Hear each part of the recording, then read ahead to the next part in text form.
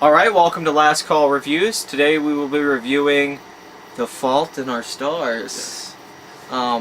Based on the book by Stephen Chbosky, The Fault or The Perks of Being a Wallflower. Yeah. The Perks of Being a Cancer Patient. You get to be a cynical asshole and people accept it. Why can't you save people? They have cancer. Oh. There's no cure. Oh, okay. Not to make fun of people with cancer or anything.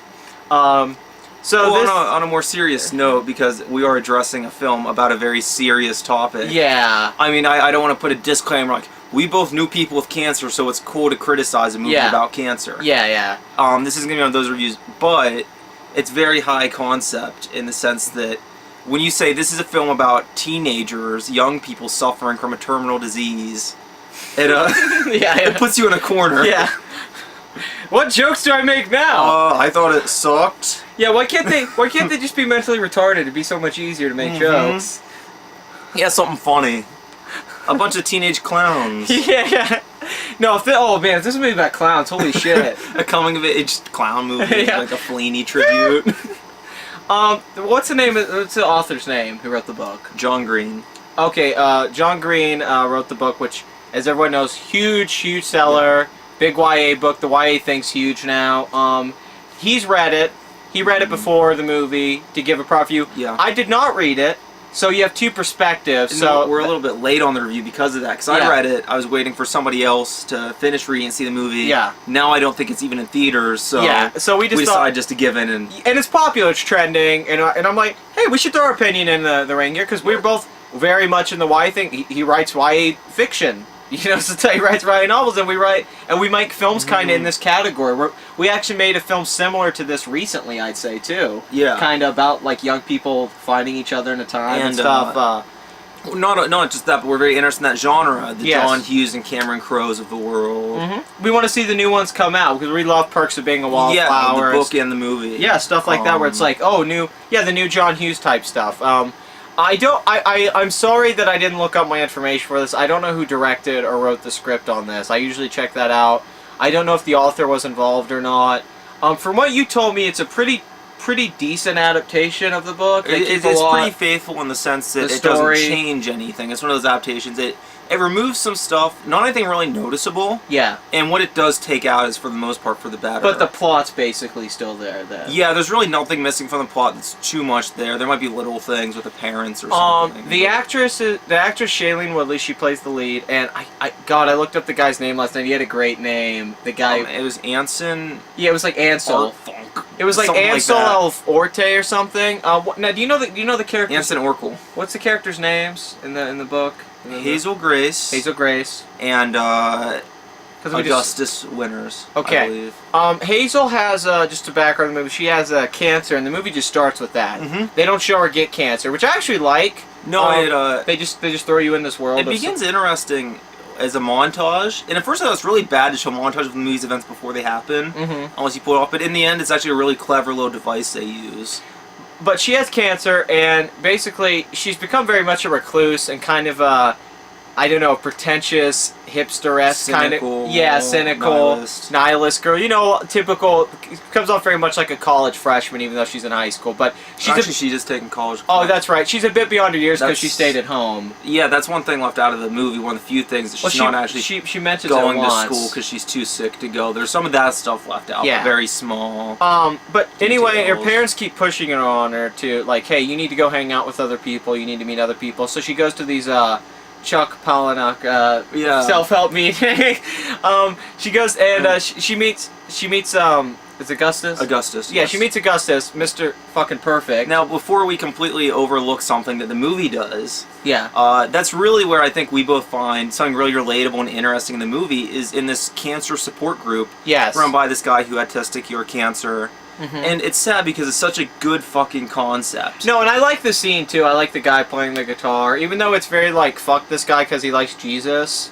And also because he's trying to help kids with cancer. It's very cynical, and it's like... No, it's a very cynical film. It's like, well, that's a really good thing that he's doing. I know they play him goofy, and he's kind of a weird character, eccentric. Yeah, but he's kind of a joke of a guy, but it's still... I wish the focus of the film would have been in the support group, and maybe made him... jokey, but not Once again, to go back to Maleficent on the feminist thing, you made a great point while we were watching this.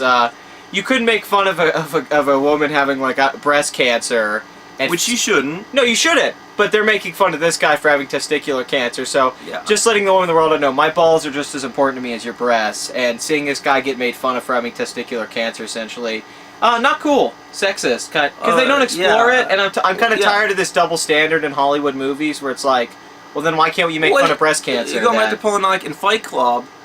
That makes sense. It's about emasculation of men.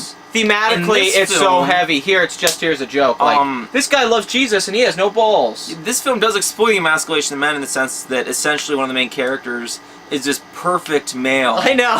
Who is obsessed with a woman and will do anything for her. And, No, this is the. It's really the biggest flaw of the movie is that it's the biggest flaw of the story from what you told me. Well, yeah, the story even in the book, you never, and more so the book than the film actually. Yeah. You never understand why Augustus Goop loves Hazel. You know why she loves him because he's awesome. He's great. Their love has no depth. It's so on the surface, and that's the Yeah. problem with so much YA fiction and films like this, is that they make these men characters, these like perfection for girls. It's like what Stephanie Meyer did with Twilight, essentially, where she kind of kicked it off for populist literature, where it said, hey, here's a perfect guy that young girls can read and project into, this guy that doesn't exist. Yeah. Like how, to me, Baywatch, Pamela Anderson's this perfect woman, but that's just an idea for her. She's not out there, you know? Yeah. But yeah, they want these guys who are good looking, With these, nice, they're always caring, they're always generic, strong. relatable teenage girls that are hip. Yeah. So that they can, it's surrogate girls and they're surrogate love interests for the reader to buy into. Not a real teenage girl who's like dealing with, I don't know, acne and cry or dealing with her body or learning about stuff like that, like growing up. Yeah, and meeting some of a the guy. literature does that stuff. Yeah. I've read a decent amount, and some does. They all have acne or overweight people. But the movies never, and we are reviewing the film. Yeah, it's always Hollywood like pretty people, which I get, but it's still, I don't know. Spectacular Now last year, she was in that, and her and Miles Teller, they both did come off like real teens in high school. Yeah. The director was very clever with that. Yeah. I kind of wish more films would lean towards that format a bit more. More stripped down. Yeah, and that's what this film needed. To get more into the plot, to move on from Okay, that. so they meet, and it's like instant fireworks, romance, charm, we love each other. Actually, crap, you know. maybe we should put a disclaimer. This is going to have spoilers with the plot. This Minor is more an in-depth spoilers. review. I don't want to spoil everything, but we'll talk about maybe plot we could. points. Can we put a pop-up that says "skip to this point"? and Yeah. skip We spoilers and won't just get into them. them? I don't want to spoil everything because I want to talk about the movie to people who may have not seen it yet, and you may like our opinion. Exactly, yeah, because I think there's, for people who haven't seen it, there's stuff we're talking about, but more so for people who have seen it, there's stuff I'd like to address. Yeah. But I don't want to ruin anything. No, because somebody might be waiting to DVD or something. Yeah. Anyway, they meet, they hit it off, and then basically the film really, I mean, I'd act like there's this heavy plot, but it's really just the rest of the movie is the two of them hanging out, and that's the whole movie. Primarily. It really meanders. And unfortunately, that's more interesting than what does happen. And this is going to explore territory here. Basically, the girl used up her dying wish, and so the boy, Augustus, uses his miracle, what is it? Make a wish, something like that, on going to meet her favorite author. And, where is it? Venezuela? I thought it was Amsterdam. Iraq? Was it Amsterdam? They go to Iran to meet her favorite author. Yeah.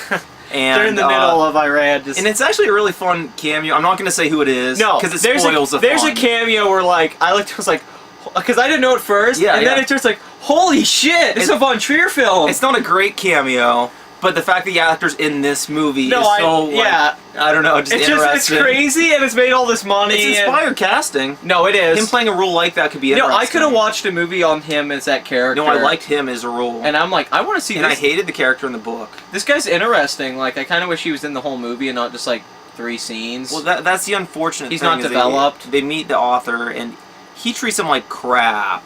I know. You find he's this washed-up alcoholic author, and really the whole trip in general, in the book it's the most cinematic thing there. It's really the only thing I remember reading that was like, oh, I could see this in film, that'd be interesting. Because there's just them texting, them reading a book.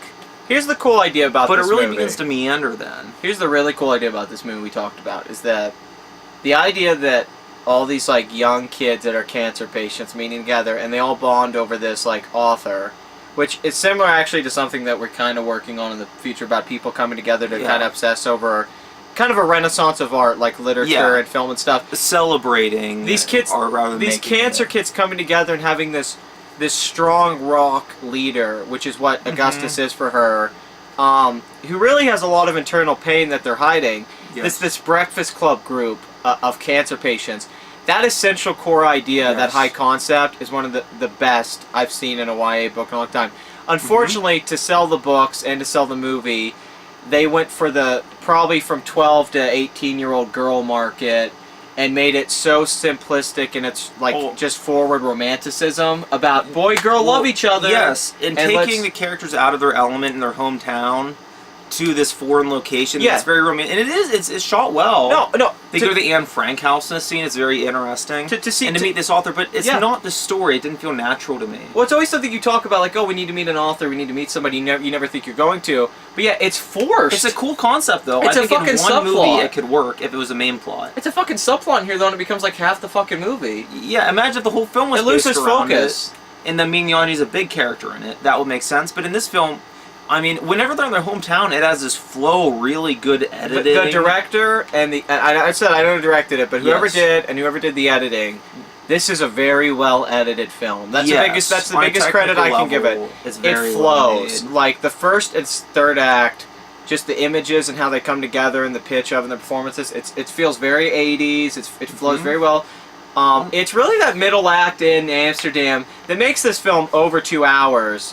That I think just kills the pacing. It Yes. just puts it to a dead stop. It feels like a completely different movie. It doesn't. And that's the It's not biggest, organic. That's the biggest fault in the film. Yeah. Is that it's this film, this concept about kids who meet in a support group network for cancer patients Yes. at a certain age. Nick Lovin's in there. Yes, and he loses his eyes. Yeah. And it's about them kind of like, hey, we can do whatever we want. We can go on this vacation if we I want. haven't seen her. We That's we sorry. there was a joke that we made in the film. They asked if he's heard from his girlfriend. Yeah. And Reed says, I haven't seen her. Yeah. The character's blind. We laughed for like 5 minutes. But Not because he was blind, it was just funny because they're like, have you seen her? It's like, well, I don't think he has.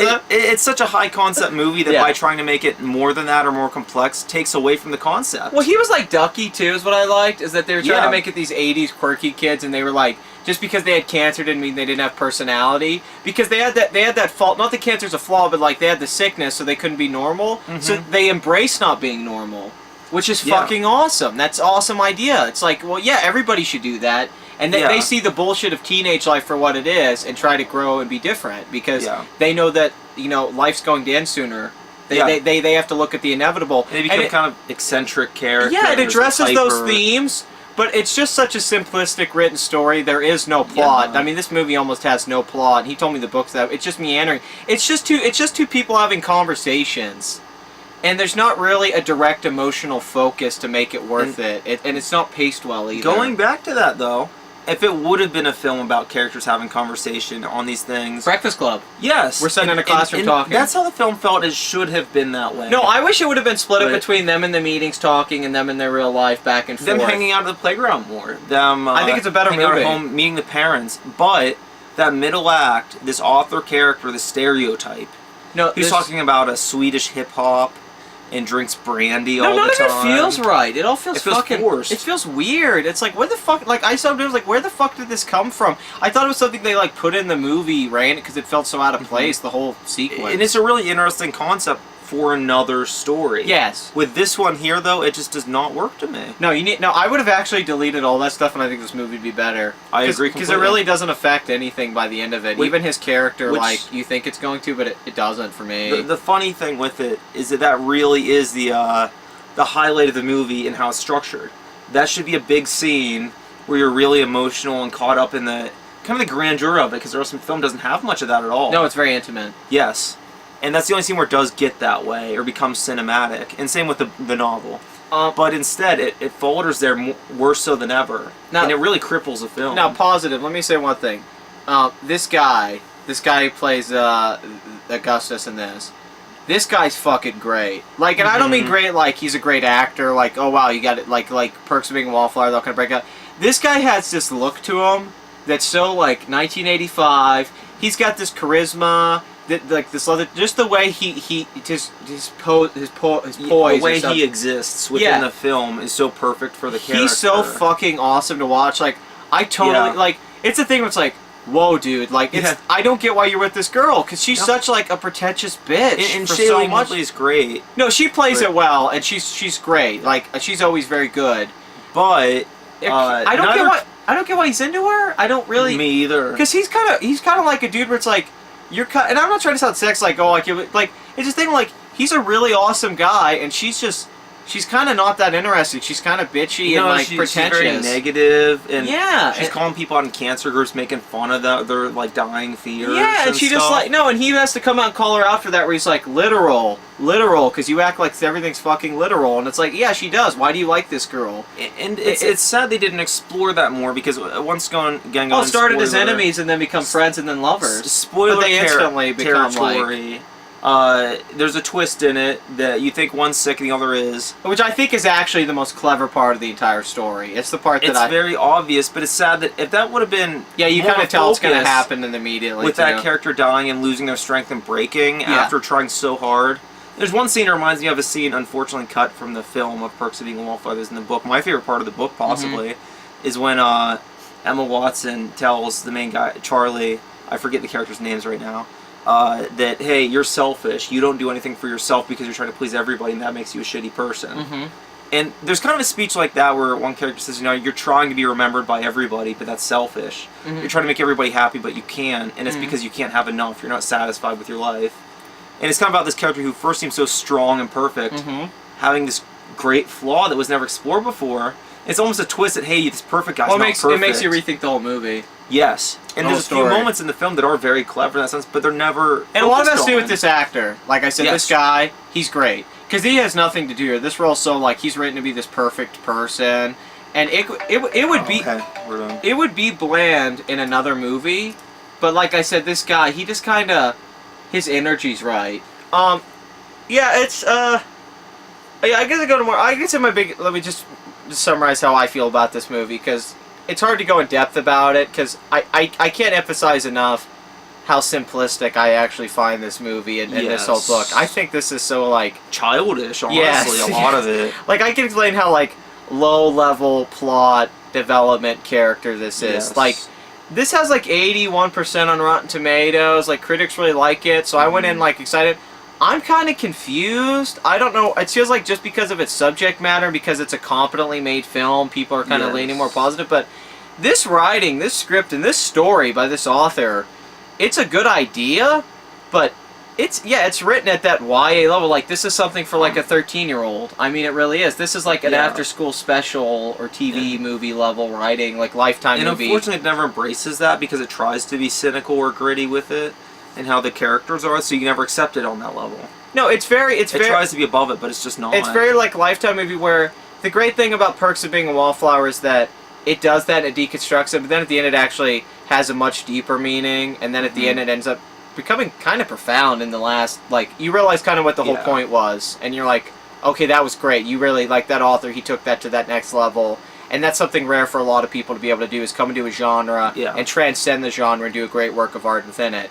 This is very much just playing within the boundaries of the genre of YA. And if I could talk about it as a film review, but as somebody who likes to think they study literature on some level or has read a lot of YA books. English major in college. John Green, this huge author right now, struggles to stay on the average line. He's just not... I mean, like, there's a lot of points where he's at the mediocre line. Yeah. And he struggles to keep his head up above that at all, let alone transcend it.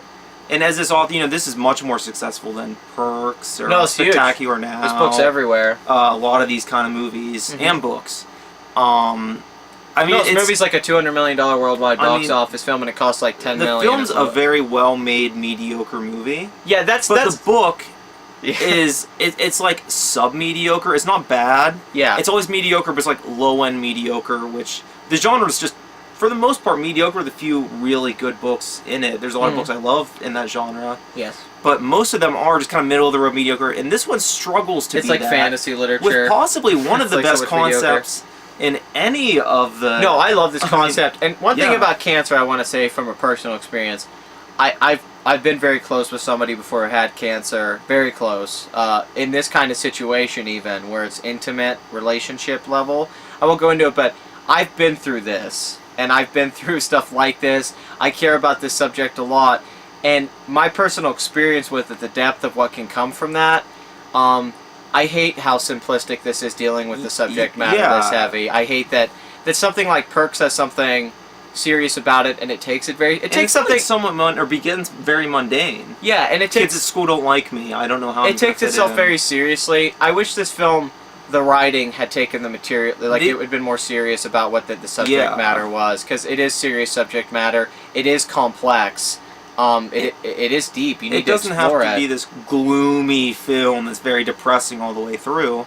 I think it should have been a film about hope, where ultimately it's a film about the opposite. Yeah. Now it's about if you have hope, you're gonna die. You shouldn't. Yeah, the messages are all over the place too. It's like it has like 10 different messages. What's it say about cancer? What's it say about people dealing with a family member who has cancer? And this is something I don't think just us. Yeah, we're not special because we've known people or lost. people everyone deals with. I know everyone. It's the modern plague. Yeah, cancer's rough. I think that John Green, and I see this more in the filmmakers and screenwriters, because they have to be loyal to a book. I'm sure that's to make the fans happy. I think if you're a fan of the book, studio, this is probably the movie you wanted if you like the book. Like if you're out there and you wanted to see a movie of this, you probably couldn't ask for better adaptation of this book that was. They came in and made a decent little put together film when they didn't have to. They could have phoned this in. But John Green as an author has a certain level of responsibility to approach a subject with a certain level of respect. Yeah. Or say, if I'm going to handle this book, kind of, and I know he may have not known when he wrote it, the definitive book right now on cancer and fiction. Yeah. I think he should have approached it in a way that was a little more respectful. I wish it explored cancer more in the process of having cancer, and I wish it explored youth better. It didn't give us these, I don't know, defined characters where it's like, I'm a perfect beta male, and then, you're the girl who's this, oh, I'm clever. Yeah, I'm quirky and clever. And the book's even worse than the film. She has one friend who's a fashionista who's like, oh, you're dating Augustus Winters? He's so hot. Too bad about his leg. And it's very much that who the fuck talks this way? Yes. This movie starts and this girl talks that thing, they get by when acting, but I look at him, I'm like, what the fuck is with this pretentious dialogue? Who the fuck are these people? It's toned down in the movie. I don't blame the filmmakers so much as the book. It's the source material. The only people I think don't ever have that problem are the parents. They come off very natural and caring throughout the whole movie. Yes. No, and the two actors, one's from True Blood, and it's I know who you're talking about. And it's Bruce Jenner. Not Bruce Jenner. She's from Jurassic Park. I can't believe I can't think of her name right now. The wife, Alan Grant's wife. Yeah, she's a great actress. I've always been she's great in this. I think she gives a really emotional performance here as the mother. And that's the sad thing is that these characters, the support group leader, the parents. Laura Dern? Yes. Especially Augustus's parents, which I understand why we're not focused on the film. Yeah, not at all. In the book they have some more, but I get it. But more so, Hazel's parents and family really get shortchanged where they have an emotional moment or two. They do get their dues at the end to an extent, but really, the attitude seems to be like, I know you're grieving and stuff, but this is on me. This is my show right now. No, you're selfish for trying to hold me back. And it never explores their pain. The only character I ever felt in the cancer was the blind friend, the third guy, where he felt very real to me and natural with the way he was, kind of geeky and outward and quirky. Where she just felt very forced, and Augustus's perfection and who he was. She felt like they felt like very fake people. She seemed like a pissed off Juno, is what I kept thinking. No, it was just. I think it leaned too much on one gimmick with her for too long. I wish it would have balanced out a little bit more at points. And I don't know, it tries to earn this intimacy and this romanticism. You're more interested in every character but the leads, and that's a pretty big problem in your film. They're kind of bland. They have cancer, but they're not interesting people. And the actors have chemistry. The only thing that makes them interesting is they have cancer. It's not the filmmaking that's at fault. It's the writing. Yeah, it's a gimmick. It's a gimmicky story where it's here's a generic love story with cancer. And it took me back to Love Story from the 70s, that kind of movie. Being in love means never having to say you're sorry. Shut the fuck up, dog. But being in love means shut the fuck up. But it's being in love means those old sappy romantic films and stuff. Yeah. And the dog's pissed. I know. But these old that's what it was like. It was just pure sensationalist romanticism. Yes.